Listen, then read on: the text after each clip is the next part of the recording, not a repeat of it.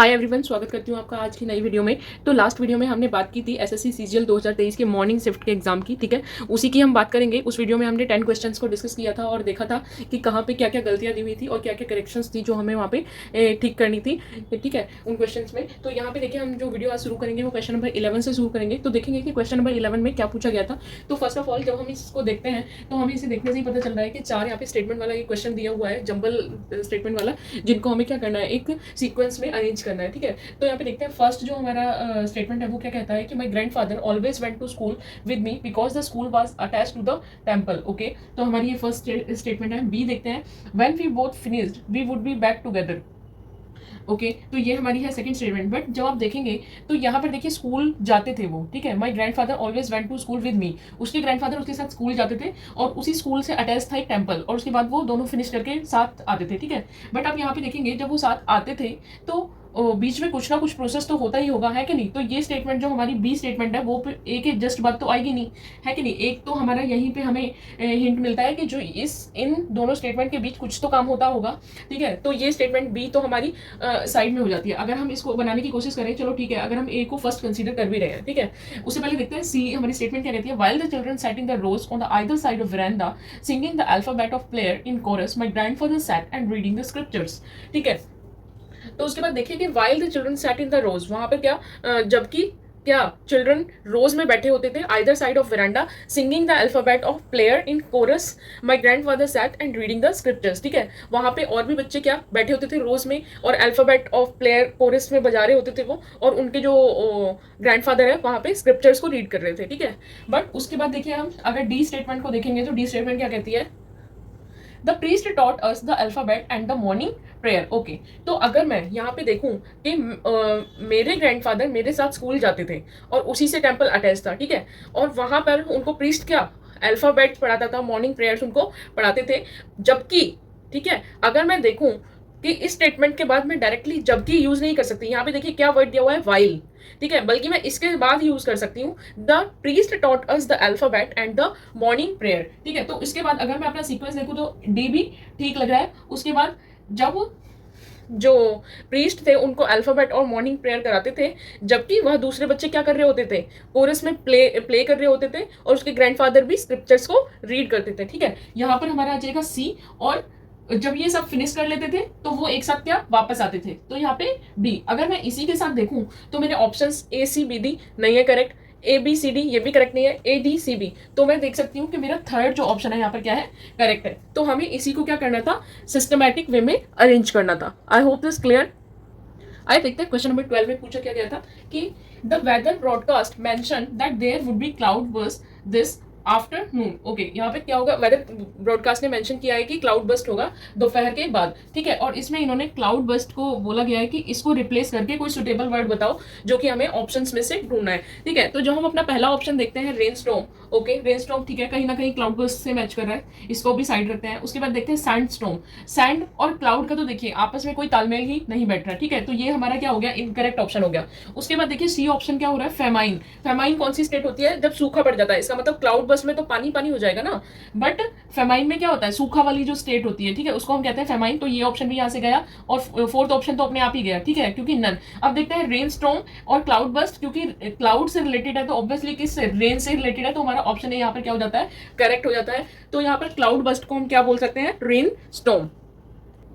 आइए देखिए 13 क्वेश्चन क्या कहता है कि Keats and Shelley were poets of the same period, in another word they were dash of each other. देखिए जब भी हम पुराने पोइट्स की बात करते हैं या फिर पुराने जो भी काम करने वाले होते हैं उनकी एक साथ बात करते हैं, तो हम उनको क्या कहते हैं, अगर वो सेम ही पीरियड के हैं तो उनको हम क्या कहते हैं, कंटेम्प्रेरीज।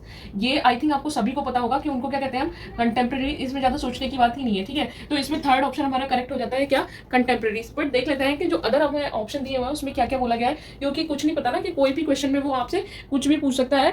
तो देखिए को राइटर्स पहली बात तो क्या होते हैं, जो को राइटर्स होते हैं मतलब एक राइटर किसी दूसरे वाले राइटर के साथ मिलकर कुछ लिखता है, ठीक है, तो वो दोनों एक साथ क्या कुछ लिख रहे हैं, तो उनको हम कहते हैं को राइटर्स, जो एक दूसरे का क्या देते हैं, साथ देते हैं कुछ लिखने में। और कोलीग्स वहीं पे क्या होते हैं, जो एक दूसरे के साथ काम करते हैं, ठीक है। और एसोसिएट्स किसे कहते हैं हम, एसोसिएट्स वो पर्सन होते हैं, समझ लीजिए कोई एक व्यक्ति है, उसने व्यापार अपना शुरू किया और दूसरा व्यक्ति उसका साथ दे रहा है, ठीक है, साथ दे रहा है कैसे, या फिर तो उसको फाइनेंशियल सपोर्ट करके किसी भी तरीके से। तो व्यापार में जब दो लोग एक दूसरे का साथ देते हैं उनको एसोसिएट कहते हैं। ऑफिस में काम करने वाले कॉलीग्स हो गए, कुछ एक साथ लिखने वाले को राइटर्स, और वहीं पर पुराने पॉइंट जो एक ही पीरियड के होते हैं उनको हम क्या कहते हैं, कंटेम्प्रेरी, और इनको हम समकालीन भारत से रिलेटेड भी बोल सकते हैं, ठीक है। देखिए यहाँ पे 14 क्वेश्चन क्या कहता है कि get up on the wrong side of bed, ठीक है, इसका हमें इडियम का मीनिंग बताना है, ठीक है। तो पहली बात तो ये क्या है, इडियम का क्वेश्चन है और इसका हमें मीनिंग बताना है कि get up on the wrong side of bed. तो इसका मतलब क्या होता है कि बिना किसी कारण के या तो मूड खराब होना, या थोड़ा हम चिड़चिड़ापन भी कह सकते हैं, ठीक है, चिड़चिड़ापन,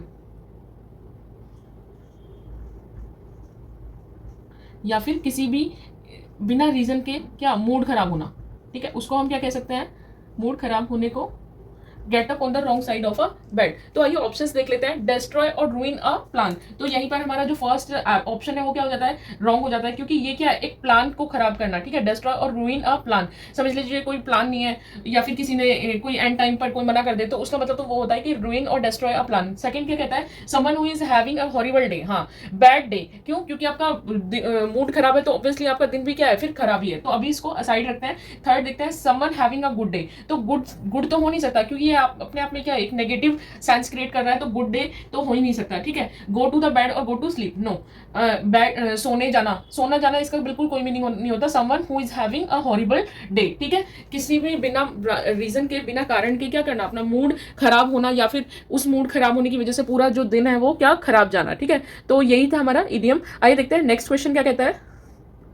देखते हैं कि क्वेश्चन नंबर 15 क्या कह रहा है कि my cousin Neetu had an aerial view of trade fair from the giant wheel, ठीक है। इस क्वेश्चन को अटेम्प्ट करने से पहले देखिए हर वर्ड पे आपको फोकस करना है, क्योंकि कोई भी वर्ड पकड़ के वो आपको कोई भी क्वेश्चन बना के दे सकता है, ठीक है। तो जायंट का मतलब क्या होता है, बहुत ह्यूज, बड़ा, ठीक है। तो आगे देखते हैं कि भाई cousin Neetu had an aerial view. Aerial view क्या होता है, बहुत ही ब्रॉड व्यू, अच्छा खुला, जैसे कि किसी भी खुले आसमान से देखना, ठीक है, जैसे कि हम एरोप्लेन से हमें एक खुला व्यू दिखता है, ड्रोन से दिखता है, उसी को हम क्या कहते हैं, aerial view of trade fair from the giant wheel. तो हमें यहाँ पे बताना है कि एरियल व्यू का मीनिंग क्या होता है। Aerial view, a bird in the gilded cage, नहीं, a bird in the gilded cage क्या होता है, कई बार जो व्यक्ति जो बोलता है ना हमें स्वतंत्रता नहीं मिल रही, फ्रीडम नहीं मिल रही, तो वो अपने आप को कैसा महसूस करता है कि a bird in the gilded cage, क्योंकि वो दबा दबा है, उसकी फ्रीडम क्या है, पूरी तरीके से एक्सप्रेस नहीं कर पा रहा अपने आप को। तो यहाँ पर हमारा फर्स्ट ऑप्शन इनकरेक्ट। सेकंड देखते हैं, बर्ड्स आई व्यू, जी हाँ, बर्ड्स आई व्यू कह सकते हैं, ड्रोन व्यू कह सकते हैं, तो सेकंड ऑप्शन हमारा क्या है, करेक्ट है।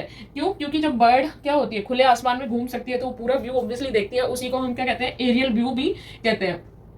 पर देख लेते हैं कि थर्ड ऑप्शन हमारा क्या कह रहा है, बर्ड ब्रेन। बर्ड ब्रेन मतलब उस व्यक्ति को कहते हैं जिसमें दिमाग की क्या होती है, कमी होती है, जो इसको कहते हैं कि इसमें तो दिमाग है ही नहीं, ठीक है, मंद बुद्धि व्यक्ति को भी हम कह सकते हैं बर्ड ब्रेन। और फोर्थ क्या होता है, birds of same feather. Birds of same feather का क्या मतलब होता है कि जब दो पर्सनैलिटीज एक जैसे मिल जाते हैं, ठीक है, एक जैसे लोग होते हैं वो दोनों, और वो दोनों क्या करते हैं, अपनी अपनी विशेषताओं को, अपने अपने गुणों को क्या करते हैं, साझा करते हैं, तो उनको हम क्या कहते हैं, बर्ड्स ऑफ सेम फेदर। और एरियल व्यू का मतलब क्या होता है, बर्ड्स आई व्यू, यानी कि पक्षी की आंख से जो व्यू दिखता है, बहुत ही ब्रॉड व्यू, ठीक है। आइए देखते हैं क्वेश्चन नंबर 16। क्वेश्चन नंबर 16 में अगेन हमें दी हुई है कुछ स्टेटमेंट्स, ठीक है, जो कि क्या है, पैराजम्बल स्टेटमेंट्स हमें दी हुई है, और इनको हमें क्या करना है, अरेंज करना है सीक्वेंस में। तो इसी में देखते हैं हमारा फर्स्ट जो स्टेटमेंट है वो क्या कहता है, he later tried to franchise his restaurant, ठीक है। तो ये कहीं बीच की स्टेटमेंट है, क्योंकि देखिए ही लेटर ट्राइड, क्योंकि अंत में, ठीक है, बाद में, क्योंकि जब इस तरह के वर्ड आते हैं तो इसका मतलब क्या है, वो बाद की कोई स्टेटमेंट है, ठीक है। He later tried to franchise his restaurant. अब देखिए ये चार स्टेटमेंट हमें दी हुई है, चार statement A B C D. अब जो हमारी फर्स्ट स्टेटमेंट है वो तो अभी स्टार्टिंग में आएगी नहीं, क्यों, क्योंकि यहाँ पे लेटर वर्ड आ गया, लेटर ट्राइड मतलब कुछ उसने ट्राई किया होगा उसके बाद, ठीक है। तो देखते हैं इसको कहाँ पे फिट करेंगे। सेकंड देखते हैं, सेकंड स्टेटमेंट क्या कहती है कि Colonel Holland's real life story of being disappointed numerous times in his life. Okay, Colonel Holland की रियल लाइफ स्टोरी के बारे में बात की गई है कि वो अपनी लाइफ में काफी टाइम्स डिसअपॉइंट हुए थे, ठीक है। ये स्टेटमेंट हम मान सकते हैं कि बी को हम कंसिडर कर सकते हैं कि ये अभी फर्स्ट आ सकती है, ठीक है। सी देखते हैं कि he began selling chicken at the age of 40 but his dream to open a restaurant deny owing to conflicts and wars, ठीक है। उसने छोटी उम्र से ही चिकन बेचना शुरू कर दिया था। उसका सपना क्या था कि वो एक रेस्टोरेंट खोले, बट हर बार उसमें क्या हो जाता है, कुछ कॉन्फ्लिक्ट, कुछ वॉर्स की वजह से वो क्या हो जाती थी, चीज डिनाई हो जाती थी, ठीक है। तो हाँ, ये भी बाद में हो सकता है। क्यों? क्योंकि उसकी लाइफ ने उसको बहुत बार डिसअपॉइंट किया। और जैसे हम इंट्रोडक्शन देते हैं अपना, तो हम कई बार बोलते हैं कि मेरी लाइफ शुरू से ही काफ़ी पेचीदा रही, मैंने अपने जीवन में ये काम किया। तो हमेशा इसके बाद हमें क्या मिल रहा है, हिंट कि बी के बाद सी आ सकता है, ठीक है। आइए डी देखते हैं कि he is seventh grade drop out who tried many things. Okay, but अब देखिए यहाँ पे बी के बाद सी नहीं आ सकता, क्योंकि जब हम अपनी लाइफ के बारे में बात करते हैं तो हम क्या कम करते हैं, पहले अपनी कुछ खूबियां बताते हैं, उसके बाद ही बोलते हैं कि हमने ये शुरू किया, ठीक है। ऐसा तो है नहीं कि उसने एज ऑफ 40 जो है उसकी 7th ग्रेड से बाद आएगी, ऐसा नहीं है ना। तो यहाँ पे क्या आएगा, बी आ सकता है, डी आ सकता है यहाँ पर। उसके बाद कॉलोनल हार्लैंड की लाइफ डिसअपॉइंटेड थी, वो अपनी लाइफ से काफ़ी डिसअपॉइंटेड था। वो 7th ग्रेड पास आउट था और उसने काफ़ी चीज़ें ट्राई की गई कि फिर उसने क्या काम किया, उसने क्या काम किया कि एट द एज ऑफ 40 वो चिकन बेचना शुरू किया। उसका एम था कि वो एक रेस्टोरेंट खोले, बट वो किसी वजह से क्या हो रहा था, डिनाई हो रहा था, ठीक है। और later he try to franchise इस रेस्टोरेंट। ओके, तो बाद में कभी उसने खोला होगा, तो उसके बाद उसने क्या काम करा, फ्रेंचाइजी देना शुरू किया, किसका, अपने रेस्टोरेंट का। ओके, तो यहाँ पर जो हमारा ऑप्शन कैसे बनते हैं कि बी, डी, सी, ए, ये है हमारा क्या करेक्ट इसका जो सीरीज बनता है, ठीक है, इस क्वेश्चन का। आइए देखते हैं नेक्स्ट क्वेश्चन क्या कहता है। देखिए क्वेश्चन नंबर 17 क्या कहता है कि we are organising the charity function tomorrow, और इसको आपको क्या करना है, पैसिव वॉइस में चेंज करना है। इसके लिए मैं आपको कोई ऑप्शन नहीं देने वाली हूँ, ठीक है। जो भी ऑप्शन है आपको वो खुद ही बनाने हैं। और सबसे पहले देखिए, जब मैंने आपको वॉइसेस करवाई थी तो मैंने वॉइस में बताया था कि जब हम वॉइस को पैसिव वॉइस में, एक्टिव वॉइस को पैसिव वॉइस में जब हम कन्वर्ट करते हैं तो सबसे पहले हम क्या यूज करते हैं, ऑब्जेक्ट, उसके बाद वर्ब की फॉर्म, ठीक है, उसके साथ वॉज वर्ब वो तो आता ही है, बट उसके साथ हम यूज क्या करते हैं कि ऑर्गेनाइजिंग। सबसे पहले देखिए यहाँ पे क्या लिखा है, ऑर्गेनाइजिंग। और ऑर्गेनाइजिंग, वी आर ऑर्गेनाइजिंग, इसका मतलब क्या है कि एक प्रोग्रेसिव एक्शन को रिप्रेजेंट कर रहा है। और जब हम प्रोग्रेसिव एक्शन की बात कर रहे हैं, आईएनजी की बात करते हैं, तो हम उसमें क्या यूज करते हैं, इज या फिर आर बीइंग। याद आया आपको कि उसमें हम क्या यूज करते हैं, बीइंग यूज करते हैं, ठीक है। उसके बाद हम उसमें यूज करते हैं अपना वर्ब की थर्ड फॉर्म, जो भी हमें फॉर्म दी हुई है उसको वर्ब की थर्ड फॉर्म में कन्वर्ट करेंगे, then the, by and then subject. Okay, I hope you remember this structure. तो आइए देखते हैं इसको कैसे कन्वर्ट करेंगे पैसिव वॉइस में। The charity function,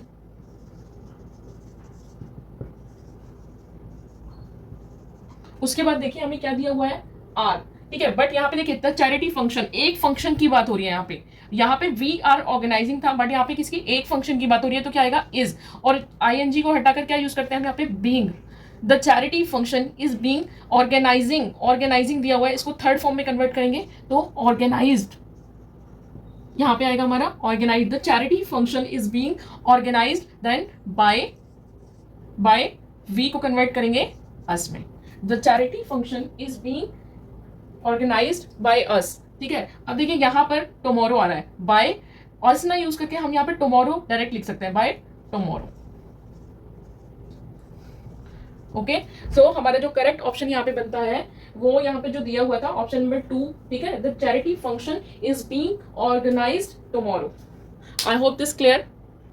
question number 18 again parajumbles, जिनको हमें अरेंज करना है सीक्वेंस में। In Shakespeare's hand English drama that first shown in English in early history plays, William Shakespeare is considered as the greatest dramatist. Okay, तो यहाँ पे देखिए जो हमें जो स्टेटमेंट्स दी हुई हैं, इसमें देखिए सी स्टेटमेंट को अगर आप देखेंगे तो हम कैसे शुरू करते हैं कि विलियम शेक्सपियर क्या थे कि एक बहुत अच्छे ड्रामेटिस्ट थे। क्या लिखते थे वो, इंग्लिश के ड्रामाज लिखते थे, ठीक है। तो यहाँ पे हमारी फर्स्ट स्टेटमेंट क्या आ सकती है, William Shakespeare considered as the greatest dramatist, ठीक है। तो यहाँ पर हमारा सी ऑप्शन आ जाता है। उसके बाद देखते हैं अचीव्ड अ मैचलेस ब्रिलियंस, उन्होंने अचीव की थी एक मैचलेस ब्रिलियंस किसमें, in Shakespeare's hands English drama, ठीक है। इस ड्रामा में उन्होंने अचीव की थी क्या, एक मैचलेस ब्रिलियंस। तो यहाँ पर क्या बन जाएगा मेरा बी ऑप्शन, उसके बाद डी आ जाएगा, फिर देखते हैं सी, यहाँ पे ए, सॉरी सी ए, ठीक है। उसके बाद आएगा मेरा डी, बी देखते हैं that first shown in his early history place. Okay, और यही इनके जो अर्ली हिस्ट्री प्लेस थे उनमें सबसे पहले कौन सा इनका ड्रामा शो हुआ था, ये वाला जो उन्होंने यहाँ पे लिखा था, ठीक है। तो यहाँ पे बन जाएगा मेरा सी ए डी बी। तो ये होगा इसका क्या correct sequence. William Shakespeare considered a greatest dramatist in Shakespeare's hand English drama they achieved a matchless brilliance that first shone in his early history plays. Okay, let's see the question number 19. Question number 19 में हमें एक statement दी हुई है और इस statement में हमें कुछ वर्ड्स बीच बीच में दिए हुए हैं जो कि हमें ऑप्शंस में भी दिए हैं, ठीक है। तो इसमें हमें बेसिकली करना क्या है कि एंटोनिम बताना है एक वर्ड का नाइव, और नाइव का जो हमें एंटोनिम बताना है वो इसी स्टेटमेंट में से कोई वर्ड है। तो पहली बात तो आपको ये समझना चाहिए कि एंटोनिम क्या होते हैं और सिनोनिम क्या होते हैं। देखिए, जो अपोजिट मीनिंग होता है, जैसे कि नाइव, नाइव का उल्टा जो भी होगा वो उसका एंटोनिम होगा। अगर इसी के सिमिलर वर्ड्स की मैं बात करूं तो वो मैं सिनोनिम की बात करूंगी, ठीक है। तो सबसे पहले हमें ये पता होना चाहिए कि नाइव का मीनिंग क्या है। जब नाइव का हमें मीनिंग पता होगा तभी तो हमें पता चलेगा कि इसका अपोजिट क्या होता है। तो नाइव देखिए हम किसको कहते हैं, भोले भाले इंसान को, ठीक है। तो हम इसे कह सकते हैं भोला भाला, या फिर इसके अलावा हम क्या कह सकते हैं, बहुत मासूम एक वर्ड है यहाँ पर, ठीक है, मासूम भी हम उसे कह सकते हैं। तो ये किसका मीनिंग है, नाइव का। अब देखिए स्टेटमेंट की तरफ चलते हैं। तो स्टेटमेंट क्या कह रही है कि after years of working in politics she had become cynical and jaded, convinced that all politicians were corrupt and that the system was rigged against the people. Okay, so this was the statement. तो statement क्या कह रही है हमारी, इसमें कुछ words हैं। आइए इन वर्ड्स को पहले सबसे पहले फर्स्ट वर्ड की बात करते हैं, जेडिड।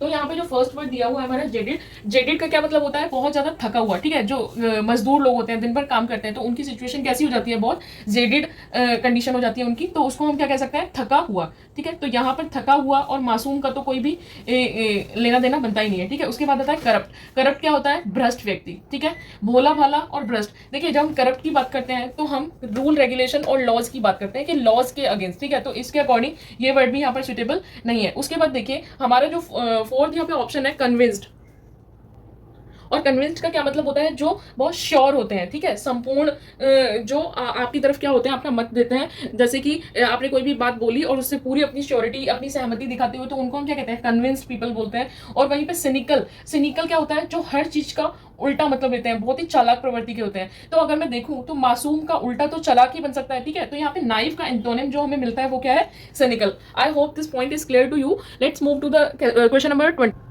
क्वेश्चन नंबर 20 में देखिए, the driver very subtly test the traffic violation he committed. Committed मतलब जो भी, जैसे क्राइम कमिट करना, ठीक है। तो कमिटेड मतलब जैसे कुछ किया, वायलेशन मतलब किसी को वायलेट करना, रूल्स को वायलेट करना, ठीक है, ट्रैफिक रूल्स को वायलेट करना, ठीक है। तो यहाँ पे स्टेटमेंट क्या कह रही है, the driver very subtly test the traffic violation he committed, मतलब उसने किसी भी तरीके से क्या हुआ, उसको उससे वो निकल गया सिचुएशन से, उसने उसको सुलझा लिया या फिर हल कर लिया। तो ये देखते हैं उसका मतलब यहाँ पे कौन सा वर्ड है जो बिल्कुल फिट बैठता है। आयरन थ्रू, आयरन थ्रू देखिए कोई भी वर्ड नहीं होता, इसका कोई भी सेंसिबल मीनिंग नहीं है, ठीक है। ना ही आयरन इन का कोई मीनिंग होता है और ना ही आयरन असाइड। ये वर्ड क्या है, यहाँ पर बिल्कुल इनकरेक्ट है, इनका कोई भी सेंसिबल मीनिंग नहीं होता। और आयरन आउट का मतलब यहाँ पर देखिए, ये अपने आप में एक वर्ड है और इसका मीनिंग क्या होता है, किसी भी समस्या को सुलझा कर निकल जाना, ठीक है।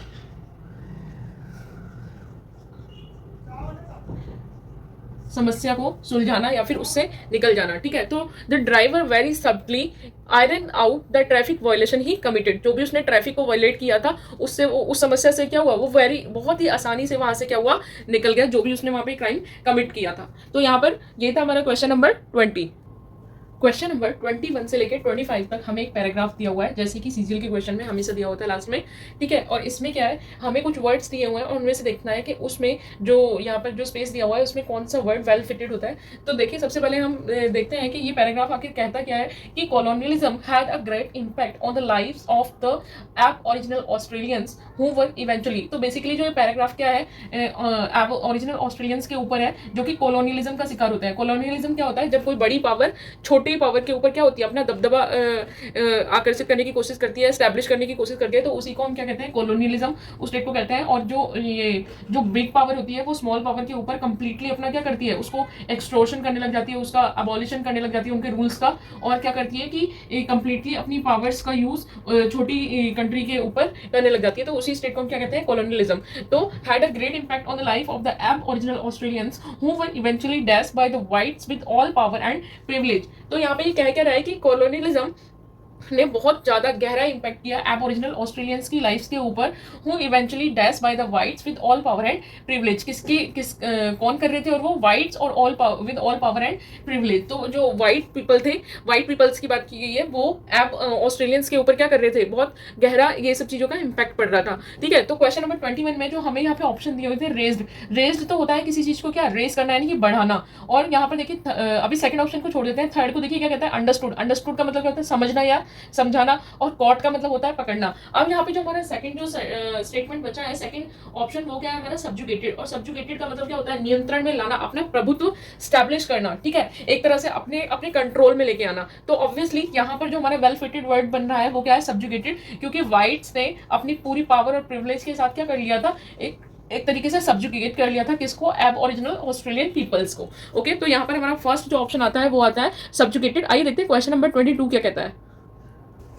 क्वेश्चन नंबर 22 की तरफ चलते हैं। तो आगे हमें पैराग्राफ में क्या कह रहा है, the colonisers turn their land and rubbish pits. यहीं पे देखिए क्या कह रहा है, कॉलोनाइजर्स जो थे, यानी कि जो कॉलोनियलिज्म करते हैं उनको हम क्या कहते हैं, कॉलोनाइजर्स। ये अपनी कॉलोनी स्टैब्लिश करते हैं, ठीक है। The colonisers turn their land and rubbish pits. इन्होंने क्या काम किया कि जो लैंड और था उसको क्या कर दिया, बर्बाद कर दिया, खराब कर दिया, और गड्ढे वगैरह वहां पे खोद दिए and dash sites for their own betterment. और अपने बेटरमेंट के लिए उन्होंने क्या किया, कुछ साइट्स बनाई। तो यहाँ पे जो हमें ऑप्शन चाहिए हुए हैं, फर्स्ट ऑप्शन क्या है हमारा, डेटिंग। डेटिंग तो देखिए सभी यंग्स को पता होता है कि डेटिंग क्या होता है, किसी के साथ अच्छा टाइम स्पेंड करना, ठीक है। कोई भी लड़का या लड़की एक दूसरे के साथ अच्छा टाइम स्पेंड करते हैं तो उसको हम क्या कहते हैं, डेटिंग कहते हैं। वहीं हॉल्टिंग, हॉल्टिंग क्या होता है, बार बार रुकना। जैसे कि देखो अभी हमने फर्स्ट क्वेश्चन किया तो हम सेकंड के लिए रुके, तो उसको हम क्या कहते हैं, हॉल्टिंग, यानी हॉल्ट करना।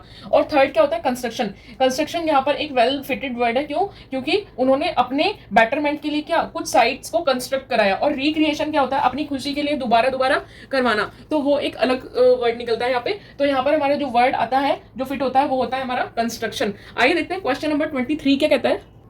क्वेश्चन नंबर 23 में, the ape origins were often dash as human with low status. उनको कैसा परसीव किया जाता था, कैसा देखा जाता था उनको, as a human with low status, जैसे कि वो उनको बहुत एक इंफीरियर वे में देखा जाता था कि हम लोग क्या है, सुपीरियर हैं और ये लोग क्या है, इंफीरियर हैं। वो उनको एज अ स्लेव क्या करते थे, कंसिडर करते थे। तो वो क्या करते थे, वहाँ परसीव। तो यहाँ पर देखिए हमारा जो फर्स्ट ऑप्शन है उसी में क्या दिया हुआ है, परसीव। और सेकंड क्या है हमारे यहाँ पे, रिसीव। रिसीव तो होता है किसी से लेना, ठीक है, रिसीव करना। और लेट क्या होता है, टू गो विद समवन, किसी को रास्ता दिखाना। और क्रिएट करने का मतलब मैंने अभी बताया था लास्ट वाले उसमें, कुछ चीज बनाना या फिर डेवलप करना। तो ये था हमारा क्वेश्चन नंबर 3। क्वेश्चन नंबर 24 में दिया गया है कि the whites not only place the tribes of their homeland.